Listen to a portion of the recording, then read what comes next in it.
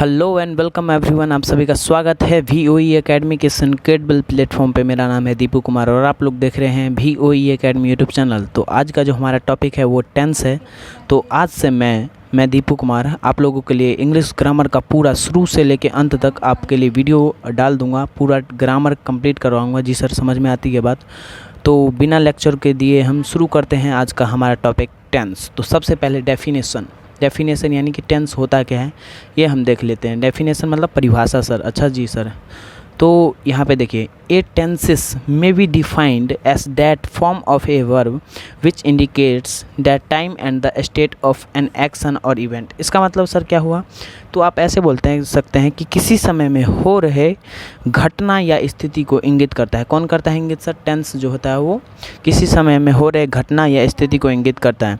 Sir आप ऐसे मत बोलिए, थोड़ा बढ़िया से समझाइए। तो किताबी बुकिश लैंग्वेज हो गया सर। आप अपने दिमाग से समझाइए ना, अपने मन से समझाइए ना। अच्छा जी सर, मैं मन से ही आपको समझाता हूँ। हेलो नजर स्क्रीन पे यहाँ देखिए, आप ऐसे समझिए, flow of action with time. इसका मतलब सर समय के साथ एक्शन का प्रवाह। सर ये भी नहीं समझ आया तो आप ऐसे तो याद रख सकते हैं ना कि टेंस टाइम को डिनोट करता है। इसका मतलब सर टेंस जो होता है वो टाइम ही होता है। टाइम का मतलब सर टाइम कैसे हुआ? जैसे देखिए, प्रेजेंट टेंस पढ़ते हैं तो वो प्रेजेंट टाइम के बारे में बताता है। पास्ट टेंस पढ़ते हैं वो पास्ट टाइम के बारे में बताता है। फिर फ्यूचर टेंस पढ़ते हैं वो फ्यूचर में आने वाले टाइम के बारे में बताता है। जी हाँ सर, बात समझ में आती है। अब आप आगे बढ़ सकते हैं। सर ये वाला डेफिनेशन आपके पेपर में भी चलेगा, बहुत स्टिक एंड बहुत ही ज़्यादा मस्त डेफिनेशन है, आप इसको लगा सकते हैं। फिर उसके बाद हमारे पास सेकंड चीज़ आता है डिवीज़न ऑफ टेंसेस। सर इसका मतलब क्या हुआ? जैसे टेंस को बांटते हैं ना, हर एक चीज़ को बांटते हैं, वैसे ही टेंस को भी बांटा गया है। सर कैसे बांटा गया यहाँ देखिए, tenses can be divided into 3 parts. First जो है वो present tense, second one is past tense and third future tense. अच्छा सर ऐसा कुछ क्या? हाँ जी, कौन कौन से हैं sir? Present tense, past tense, future tense. Present tense, past tense, future tense sir. फिर उसके बाद हम आज की जो वीडियो है उसमें हम प्रेजेंट टेंस, वो भी सिंपल प्रेजेंट टेंस पढ़ेंगे। अच्छा सर जी ऐसा कुछ क्या? हाँ जी, यहाँ मैं नीचे कर रहा हूँ, स्क्रीन को स्क्रॉल करता हूँ, उसके बाद आप वहाँ पे देखिए। जी हाँ सर, कर कीजिए। यहाँ पे जो भी लिखा रहेगा आपको बहुत ही ध्यान से देखना है। जैसे प्रेजेंट टेंस है तो नॉट में देखिए क्या लिखा है, प्रेजेंट, पास्ट और फ्यूचर तीनों टेंस के 4 टाइप्स हैं। सर कैसे? जैसे देखिए, अगर आपको सिंपल प्रेजेंट के बारे में बोलना हो तो आप क्या बोलेंगे? Present simple tense, present continuous tense, present perfect tense, present perfect continuous tense, same to same. और पास्ट के बारे में आपको ऐसे बोलना होगा तो सिंपल पास्ट टेंस या पास्ट सिंपल टेंस, फिर उसके बाद past continuous tense, past perfect tense, past perfect continuous tense. वैसे फ्यूचर के बारे में आपको बोलना होगा तो सिंपल फ्यूचर टेंस, उसके बाद future continuous tense, future perfect tense, future perfect continuous tense. ऐसा क्या? हाँ जी सर, ऐसा ही होता है। तो आज की जो हमारी वीडियो है उसमें हम प्रेजेंट सिंपल यानी कि सिंपल प्रेजेंट टेंस पढ़ने वाले हैं। जी हाँ सर, आप नेक्स्ट पेज पे मूव कीजिए। हेलो नज़र स्क्रीन पे होने चाहिए आप सभी के। हेलो जी हाँ सर, नज़र स्क्रीन पे आप चलाइए कम और बढ़िए आगे पेज पे। जी सर, मैं आगे पेज को स्क्रॉल करता हूँ। फिर यहाँ पे हमारे सामने आया टाइप्स ऑफ प्रेजेंट टेंस। अच्छा सर जैसा क्या? हाँ जी, टाइप्स ऑफ प्रेजेंट टेंस यानी कि प्रेजेंट टेंस के टाइप कौन कौन से हैं सर? यहाँ पे देखिए, सिंपल प्रेजेंट टेंस, हाँ जी सर आपने पीछे बताया। उसके बाद प्रेजेंट कॉन्टीन्यूअस टेंस, जी हाँ सर। उसके बाद प्रेजेंट परफेक्ट टेंस, जी हाँ सर। उसके बाद प्रेजेंट परफेक्ट कॉन्टीन्यूअस टेंस। अच्छा सर, हाँ जी ऐसा कुछ क्या? जी सर। फिर उसके बाद आज की जो हमारी वीडियो है वो पूरा सिंपल प्रेजेंट टेंस पे बनाएंगे हम वीडियो, बिकॉज अगर सब पे बनाने लगे तो वीडियो बहुत ही लंबी हो जाएगी। इसका पूरा एक एक चीज़ आपको बहुत ही बढ़िया से समझाया जाएगा। तो आज का जो हमारा है वो टॉपिक वो सिंपल प्रेजेंट टेंस। अच्छा सर जी ऐसा क्या? हाँ, तो आपने टेंस बोला था सर? नहीं सर, टेंस बोला तो था लेकिन इसी के बारे में पढ़ेंगे ना, तो हुआ तो एक तरह से टेंस ही ना। जी हाँ सर। सर यहाँ पे पढ़ाइए क्या लिखा है, definition. Sir simple present tense होता क्या है? देखिए ये नाम से स्पष्ट है कि प्रेजेंट टाइम में कोई भी काम सिंपल हो रहा है। अच्छा क्या सर जी ऐसा क्या? हाँ जी, यानी कि प्रेजेंट टाइम यानी कि वर्तमान समय में कोई भी काम अगर सिंपल हो रहा है तो उसको हम सिंपल प्रेजेंट टेंस बोलेंगे। अच्छा सर ऐसा कुछ क्या? हाँ जी, यहाँ पे देखिए डेफिनेशन। इसका डेफिनेशन क्या होगा सर? डेफिनेशन मतलब सर परिभाषा। तो इसको हम क्यों यूज़ करते हैं? यहाँ पे देखिए, it is use to describe about habit, universal truth, general truth और स्केड्यूल इवेंट ऑफ फ्यूचर। इसका मतलब सर इसको हम इस सिंपल प्रेजेंट टेंस को यूज़ करते हैं हैबिट को डिस्क्राइब करने के लिए, यानी कि हैबिट को बताने के लिए, यूनिवर्सल ट्रूथ को बताने के लिए, जनरल ट्रूथ को बताने के लिए और स्केड्यूल इवेंट ऑफ फ्यूचर को बताने के लिए। जैसे sir I play with my right hand. Sir ये I play with my right hand ये इसका हैबिट है, ये इसका हैबिट है। या कोई भी बंदा बोले कि मैं अपने दाएं या बाएं हाथ से खेलता हूँ, तो उसका हैबिट, वो उसको मैं कभी चेंज नहीं कर सकता है। अच्छा सर जी, ऐसा क्या? हाँ जी।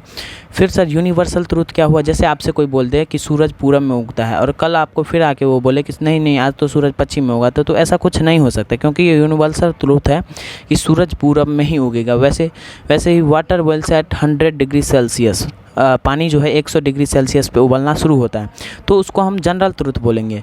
सर ये यूनिवर्सल ट्रूथ नहीं है? नहीं, ऐसा कुछ नहीं है, वो जनरल ट्रूथ है। क्यों सर जनरल ट्रूथ? क्योंकि वो सबको पता है कि पानी जो है 100 डिग्री सेल्सियस पे उबलता है। अब कल को कोई आके मेरे से बोलेगा कि नहीं सर 200 डिग्री सेल्सियस पे उबलता है, तो ऐसा नहीं होता। 200 डिग्री सेल्सियस पे वो पानी ही हवा बन के उड़ जाएगा। अच्छा सर, ऐसा क्या? हवा नहीं सर, भाप बन के उड़ जाएगा। अच्छा, ऐसा कुछ क्या? हाँ जी सर। फिर उसके बाद the train arrives eight 6 PM, ये क्या हुआ sir? Schedule event of future. अच्छा सर, इसका मतलब ट्रेन 6 बजे आएगा, तो ये क्या हुआ? Schedule event of future. इसका मतलब सर जो फ्यूचर में आने वाला कोई घटना है या कोई इवेंट है, उसी को हम लोग बोलते हैं स्केड्यूल इवेंट ऑफ फ्यूचर। अच्छा सर, ये ऐसा क्या? हाँ जी सर। इसके बाद हम पढ़ने वाले हैं आइडेंटिटी स्ट्रक्चर और बहुत ही चीज़ें इसके बारे में। अच्छा सर जी, आप बहुत ही बढ़िया तरीके से समझाएंगे। जी हाँ सर, बहुत ही बढ़िया तरीके से आपको यहाँ पे पढ़ाया जाएगा, एकदम बेस्ट क्वालिटी एजुकेशन जिसे बोलते हैं सर। अच्छा सर जी, आगे बढ़िए आप।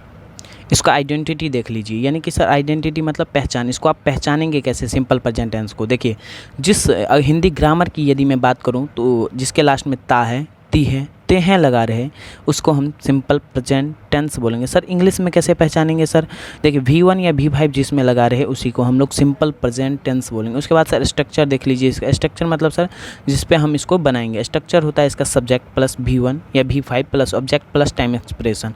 अच्छा सर जी, तो आगे आप बढ़ सकते हैं। ये इसका स्ट्रक्चर ही आइडेंटिटी है, आप इसको याद रख सकते हैं बहुत ही बढ़िया तरीके से। हाँ सर जी, बात समझ में आती है। लेकिन सर आप एक चीज़ बोलिए कि आप पढ़ क्या रहे हैं? सर हम इंग्लिश ग्रामर पढ़ रहे हैं। इंग्लिश ग्रामर पढ़ रहे हैं। सर ये इंग्लिश ग्रामर जो होता है ना, ये क्या है? एक लैंग्वेज है। क्या सर?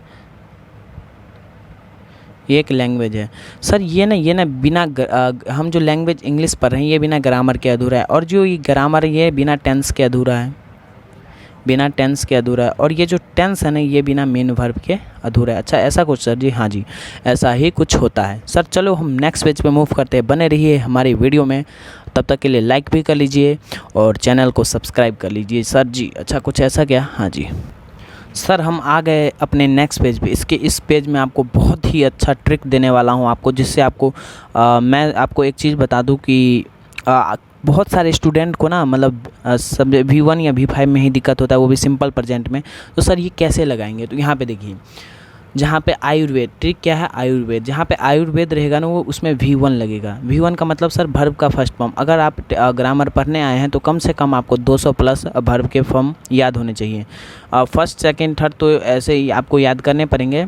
फोर्थ में ING लगा दो, फिफ्थ में S या ES लगा दो, वो बन जाता है। अच्छा सर जी, ऐसा कुछ क्या? हाँ जी। आयुर्वेद सर, इसका मतलब क्या हुआ? ये तो ट्रिक तो आपने बता दिया, लेकिन इसका मतलब क्या हुआ? देखिए यहाँ पे आ जो है ना, वो आई हुआ, यू जो है यू हुआ, वो जो है ना, वो वी हुआ, और द जो है वो दे हुआ। तो IUV दे के साथ V1 लगेगा, यानी कि वर्ब का फर्स्ट फॉर्म लगेगा। जहाँ पे आपको IUV दे दिख जाए, तो वहाँ पे आप आँख बंद कर लीजिएगा और V1 लगा दीजिएगा। सर आँख बंद करके कैसे लगाएंगे? गलत ही लिख देंगे। नहीं जी, आंख बंद करके ही लगा दीजिएगा, सही लिखेगा। अच्छा सर, जैसा कुछ क्या? हाँ जी। फिर सेकंड ट्रिक क्या है सर? जहाँ पे आपको सब्जेक्ट हल्का दिखेगा, वहाँ पे वर्ब भारी रहेगा। जहाँ पे वर्ब भारी रहेगा, वहाँ पे सब्जेक्ट हल्का। इसका मतलब क्या सर जी? मैं क्वेश्चन कराता हूँ, आप वहाँ पे बहुत बढ़िया से समझ जाएंगे। जैसे मैं पढ़ता हूँ, तो आई एम रीड होगा या रीड्स होगा? देखिए यहाँ पे आई एम रीड होगा या रीड्स होगा। अब आपको डिसाइड करना है कि क्या होगा। तो सर आपने ट्रिक यहाँ पे दिया, क्या? आई के साथ V1 लगेगा, तो V1 क्या होगा? रीड, क्योंकि ये V5 हो जाएगा। सर जी, ऐसा कुछ क्या? हाँ जी। फिर उसके बाद वे लोग पढ़ते हैं। सर वे का तो दे हो गया, तो सर दे रीड लगेगा या रीड्स लगेगा? इसमें सोचने वाला बात है सर। सर देखिए, आपने बताया कि दे के साथ V1 लगेगा, तो V1 रीड होता है। सर ऐसा कुछ क्या? हाँ जी सर। फिर यहाँ पे देखिए, सोनम पढ़ती है, तो सोनम रीड होगा या रीड्स होगा? सर सोनम पढ़ती है, तो मैंने यहाँ पे आपको क्या ट्रिक दिया, सोनम का तो सोनम हो जाएगा, रीड लगेगा कि रीड से लगेगा, यहाँ पे दिक्कत आएगी। तो सर सब्जेक्ट हल्का होगा तो भर भारी, तो सब्जेक्ट हल्का का मतलब सर जी देखिए सोनम एक लड़की है, तो एक लड़की रहेगा तो हल्का, जैसे जहाँ पे 2 लड़की हो जाए या 2 लड़का हो जाए या 2 हो जाए कुछ भी, तो वो भारी हो जाता है। अच्छा बताइए सोनम एक लड़की है तो वो हल्की हुई, तो सब्जेक्ट हल्का तो भर भारी, तो इसमें रीड्स हो जाएगा। क्यों सर रीड्स क्यों होगा, क्योंकि ये हल्का है तो इसका भारी, सब्जेक्ट हल्का भर भारी, सब्जेक्ट हल्का भर भारी, सोनम रीड नहीं होगा, रीड गलत हो जाएगा, रीड सही होगा। अच्छा सर जी ऐसा कुछ क्या, हाँ जी रीड सही हो जाएगा। उसके बाद सर सोनम और पूनम पढ़ती है, सोनम और पूनम, यहाँ पे देखिए सब्जेक्ट भारी हो गया, सब्जेक्ट भारी हो गया तो वर्ब इसका क्या होगा, हल्का होगा, तो सोनम एंड पूनम रीड हो जाएगा। कि रीड क्यों होगा सर, ये रीड जो होगा वो राइट हो जाएगा, क्योंकि यहाँ पे सब्जेक्ट देखिए सब्जेक्ट दोनों भारी है, सोनम और पूनम, तो यहाँ पे 2 लड़की हो गई, ये 2 लड़की हो गई ना, तो ये सब्जेक्ट इसका भारी, यहाँ पे एक लड़की थी, सोनम अकेली थी, तो वहाँ पे रीड आ जाएगा। क्यों सर, यहाँ पे रीड्स आ जाएगा, क्यों सर, क्योंकि सोनम अकेली लड़की है तो इसका सब्जेक्ट हल्का हुआ तो इसका भर भारी हो जाएगा। ये ट्रिक है सर, ये भी ट्रिक है,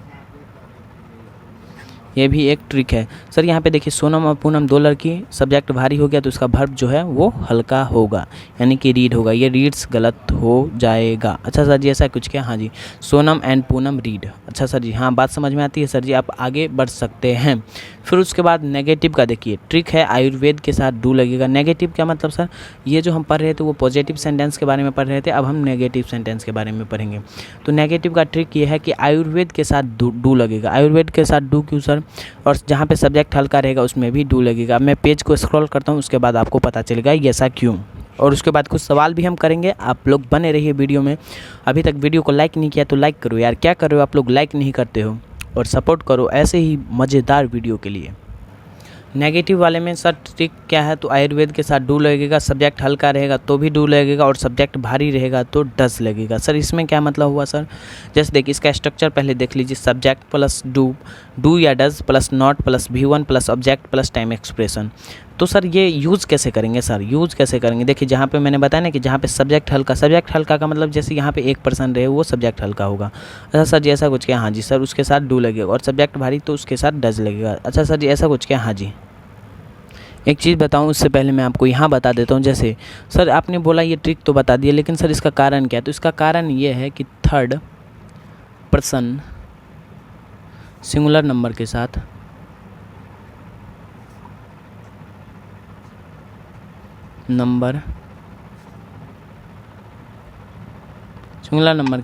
एस या ES लगता है, तो उसी को मैंने बता दिया कि सब्जेक्ट हल्का भर भारी। अगर आपको ऐसे याद रखना है तो आप ऐसे भी याद रख सकते हैं। अच्छा सर जी बात समझ में आती है, यहाँ पे थे आप तो यहाँ पे आ जाइए। जैसे स्ट्रक्चर है सब्जेक्ट प्लस डू या does plus not plus V1 plus object plus time expression.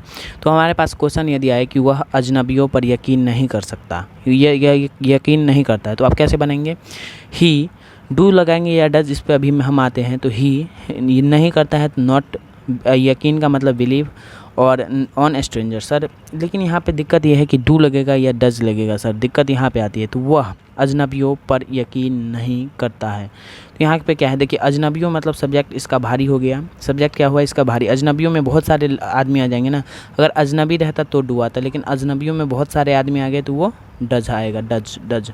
He does not believe on strangers. अच्छा सर जी बात बहुत ही बढ़िया से समझ आई। अभी हम लाइक कर रहे हैं वीडियो को, जी सर आप कर सकते हैं, मर्जी आपकी है, और वो जो थम्स अप वाला होता है ना वो भी आप कमेंट में लिख सकते हैं। फिर नेगेटिव के बाद हमारे सामने आता है इंट्रोगेटिव। सर ये क्या, जिसके आगे क्वेश्चन मार्क लगा रहे वो इंट्रोगेटिव होता है। तो सर इसका स्ट्रक्चर क्या होता है, डू या does plus subject plus negative रहेगा तो नॉट लगेगा। इंट्रोगेटिव में भी एक पॉजिटिव होता है, पॉजिटिव एक नेगेटिव, तो पॉजिटिव के लिए ये है, और नेगेटिव में बस सब्जेक्ट के बाद नॉट लग जाएगा। अच्छा सर ऐसा कुछ क्या, हाँ जी डू या डज प्लस सब्जेक्ट प्लस, अगर नेगेटिव रहेगा तो नॉट, नहीं तो subject plus V1 plus object plus time expression. अच्छा सर समझ में आती है बात। फिर उसके बाद हमारे सामने आता है क्या तुम हमेशा झूठ बोलते हो। तो यहाँ पे इसको बताने से पहले मैं आपको एक और चीज़ बताना चाहूँगा, वो है एडवर्ब ऑफ फ्रीक्वेंसी। में पेज को थोड़ा सा डाउन करता हूँ, उसके बाद आपको वहाँ पर ले चलता हूँ। अगर कोई आपसे पूछे कि एडवर्ब ऑफ फ्रीक्वेंसी क्या होता है तो सर आप बोलना मेरे को क्या पता। ये बेसिकली हम पढ़ेंगे फ्रीक्वेंसी ऑफ टाइम में, तो इसमें अभी हमको दिमाग नहीं लड़ाना, जो चीज़ आपको बताया जा रहा है वो आप ध्यान से सुनिए। जैसे एडवर्ब ऑफ फ्रीक्वेंसी में दो तरह के टाइम एक्सप्रेशन होते हैं, एक इंडिफिनिट टाइम एक्सप्रेशन और एक डिफिनिट टाइम एक्सप्रेशन। जैसे सर डिफिनिट में क्या आता है सर, डिफिनिट में आता है early, weekly, monthly, once, twice, ये आप डिफिनिट में याद रखेंगे सर। वैसे इंडिफिनिट में क्या आता है, always, never, sometimes, generally, frequently, often, usually. Sir always का मतलब हमेशा, नेवर का मतलब कभी नहीं, समटाइम्स, नेवर का मतलब कभी नहीं, समटाइम्स का मतलब कभी कभी, जनरली का मतलब सामान्यतः, फ्रिक्वेंटली का मतलब अक्सर, ऑफन का मतलब प्राय है, यूजुअली का मतलब आप जानते हैं। नहीं जानते तो कोई बात नहीं, मैं अगली वीडियो में आपको बता दूंगा। अगर पता है तो आप कमेंट करके ज़रूर बताइए। देखिए सर, ये जो इंडिफिनिट है नहीं, इंडिफिनिट ये हमेशा मेन वर्ब से पहले आता है। सर ये मेन वर्ब क्या है, तो ये अभी हमको नहीं पढ़ना, आपको बताऊंगे कि मेन वर्ब क्या है। सर बता दीजिए ना, जो सेंटेंस में सबसे मेन काम करता है उसी को मेन वर्ब बोलते हैं। तो ये हमेशा मेन वर्ब से पहले आता है। ये इंडिफिनिट टाइम एक्सप्रेशन जो है ये हमेशा मेन वर्ब से पहले आता है। जैसे अगर कोई आपसे बोले he goes to school always, sir ये सही है क्या, यहाँ पे अभी मैं, लेकिन कोई अगर आपसे बोले he goes to school always, तो ये गलत हो जाएगा सर। सर गलत क्यों होएगा, क्योंकि देखिए मैंने क्या बताया कि इंडिफिनिट, ये ऑलवेज क्या है, इंडिफिनिट, ये हमेशा मेन वर्ब से पहले आता है, तो गोज़ टू स्कूल से पहले आएगा ना। अच्छा सर ये बात समझ में आई, he always goes to school, तो ये जो है ये सही हो जाएगा, ये सही हो जाएगा। सर क्यों सही होएगा, क्योंकि हमने पढ़ा है सर इंडिफिनिट जो होता है, इंडिफिनिट टाइम एक्सप्रेशन जो होता है वो मेन वर्ब से पहले आता है। अच्छा सर इसीलिए ये सही होता है कि he always goes to school. हाँ जी, ये डिफिनिट जो है सर ये ना देखिए, ये ना मतलब मेन वर्ब के बाद आता है। सर मेन वर्ब के बाद कैसे, जैसे आपसे कोई बोले he comes here once a week, sir ये क्या है, यहाँ देखिए वंस ए वीक, तो ये मेन वर्ब के बाद आया कि नहीं, हाँ जी सर ये मेन वर्ब के बाद आया। सर बात समझ में आती है, अब आप यहाँ पे बढ़ सकते हैं ऊपर। सर आप ये इसको याद रख लीजिए, बहुत ही काम आएगा, नहीं रख सकते कोई दिक्कत नहीं है, अब धीरे धीरे आप पढ़ेंगे तो आपको याद आ जाएगा। जी सर बात समझ में आती है। फिर इसका स्ट्रक्चर क्या था सर, डू या does plus subject plus V1 plus object plus time expression. Sir फिर यहाँ पे हमारे सामने सेंटेंस आता है, क्या तुम हमेशा झूठ बोलते हो, तो सर यहाँ पे डू लगेगा, डज लगेगा। तो मैंने आपको ट्रिक क्या दिया था, आई यू वी दे के साथ डू लगेगा। तो यहाँ पे सर क्या है कि तुम है ना, यू आ गया ना सर, तो इसके साथ डू लगेगा, तो डू यू। सर ये आपने इंडिफिनिट और डिफिनिट क्यों बताया था, यहाँ पे काम आएगा। जैसे सर यहाँ पे डू यू, ये ऑलवेज आएगा ना, हमेशा का तो ऑलवेज होता है, तो सर ये मेन वर्ब से पहले आएगा, तो do you always tell a lie. Sir ji अब समझ में आया कि ये जो है वो एकदम सही है, एकदम सही है। सर ये गलत क्यों होगा, क्योंकि do you tell a lie always, ये गलत क्यों होगा सर, क्योंकि ये मेन वर्ब के बाद ऑलवेज आया। सर अच्छा ये सर गलत हो जाएगा, गलत हो जाएगा सर, इसको हम देखते के तरफ ही काट देंगे, फट से काट देंगे। सर जी बात समझ में आ गई, अब आप नेक्स्ट पेज पे मूव कर सकते हैं। अगर आपको वीडियो थोड़ा सा भी पसंद आ रहा है तो आप लोग लाइक करो यार, लाइक नहीं करते हो मज़ा नहीं आता है। सर जी हम बिल्कुल लाइक करेंगे आपको क्यों नहीं करेंगे। अच्छा सर जी कीजिए, मर्जी आपकी है। फिर sir tense tricks of simple present tense. Sir ये ट्रिक क्या है, देखिए सर आप 1 मिनट ध्यान से सुनिए, आप जो भी काम कर रहे हैं उसको साइड कर दीजिए, हेलो नज़र स्क्रीन पे, जहाँ पे आपको often, always, sometimes, never, daily, everyday, frequently, usually, once, twice a week, month, universal truth या जनरल ट्रूथ, इन सब में से कुछ भी दिख जाए तो इन सब के साथ आंख बंद करके आपको V1 या V5 लगाना है। सर फिर V1 या V5, सर V1 किस में लगाएंगे और V5 किस में लगाएंगे। देखिए मैंने आपको बताया था सब्जेक्ट हल्का भर भारी, सब्जेक्ट भारी भर हल्का ट्रिक आपको यहाँ पे अप्लाई करना है। सर कैसे अप्लाई करना है आप लोग बहुत ही बढ़िया से जानते हैं, और उसके साथ ही आपको जैसे सर सब्जेक्ट हल्का भर भारी वाला आपको ट्रिक दिया था, जैसे सब्जेक्ट हल्का रहेगा तो V5 लगेगा, सब्जेक्ट भारी रहेगा तो V1 लगेगा, और आयुर्वेद के साथ भी V1 लगेगा। सर जी बात समझ में आती है। अब आप इस पर आधारित या इस पर बेस्ड कुछ क्वेश्चन करा दे तो मज़ा आ जाएगा, उसके बाद हम वीडियो को एंड करेंगे। जी सर आप कर सकते हैं, मज़ा आ जाएगा हमको।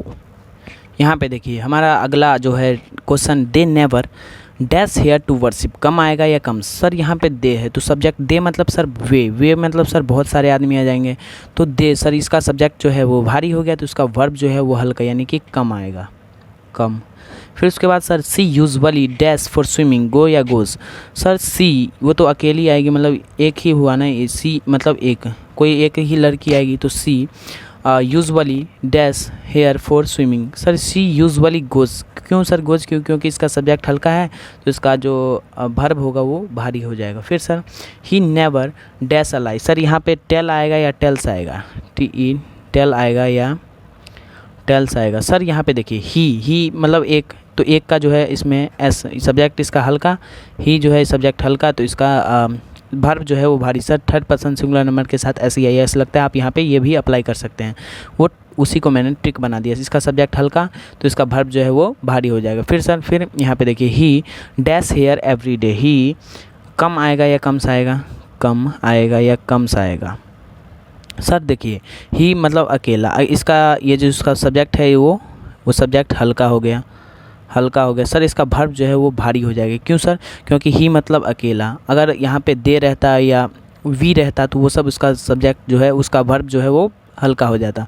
तो इस यहाँ पे लेकिन एक ही है, ही मतलब एक, तो इसका जो वर्ब है वो भारी हो जाएगा, तो इसलिए यहाँ पे कम सा आएगा। सर यहाँ पे तो आपने टेल्स बता दिया। तो इसी के साथ हम एंड करते हैं वीडियो को, मिलते हैं नेक्स्ट वीडियो में। अगर आप लोगों को बढ़िया से समझ आया तो कमेंट में SMH #SMH सब माया है और उसके साथ साथ BMS ब्रेन में सेट लिखते जाएगा। तब तक के लिए मिलते हैं नेक्स्ट वीडियो में। Thank you for today, continue will be tomorrow, take care, bye bye.